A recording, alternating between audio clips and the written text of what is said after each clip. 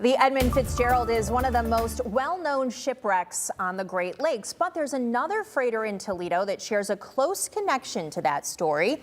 Meteorologist Kaylee Bowers shows us how the two ships compare and how their legacies continue to shape Great Lakes history. While the Fitzgerald lies on the bottom of the Lake Superior, the Schoonmaker survives, now docked in Toledo as a museum. You know, in terms of similarities, the biggest one is that Great Lakes freighters from about 1905 till the 1980s were basically built along the same design. The Schoonmaker is riveted hull construction versus the Fitzgerald, which was welded, but more or less the same fundamental design. Launched in 1911, the Schoonmaker sailed for decades carrying similar cargoes. In the 1970s, vessels passing through the Detroit River would have literally crossed paths with the Fitzgerald, including the Schoonmaker. Back in the 1970s, every 15-20 minutes there would be a boat passing Detroit.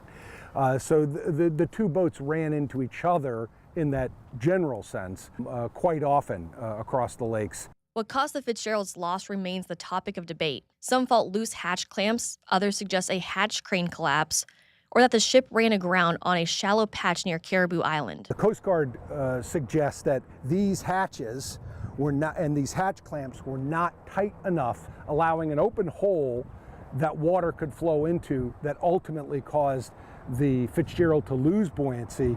The National Transportation Safety Board jumped into the picture, and they believed it was also topside flooding, but they said maybe something like the hatch crane. And if this device broke free and landed on top of one of the hatches, it might have had enough weight to collapse that hatch into itself. So the lake carrier said if she hit her bottom or had a near shoaling incident, the bottom cracked open.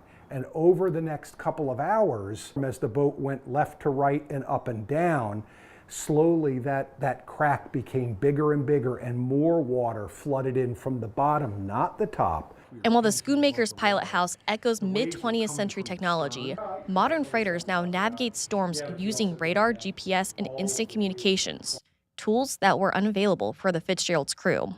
Today, a Great Lakes freighter can essentially look at a storm on radar and know exactly where it is versus 1975, which the mariners just had basic reports about storm activity. So there was much more of a risk associated with sailing. Today, the Schoonmaker is more than a museum. It's a bridge to the past and a venue for remembering the Fitzgerald. If a wave is coming down.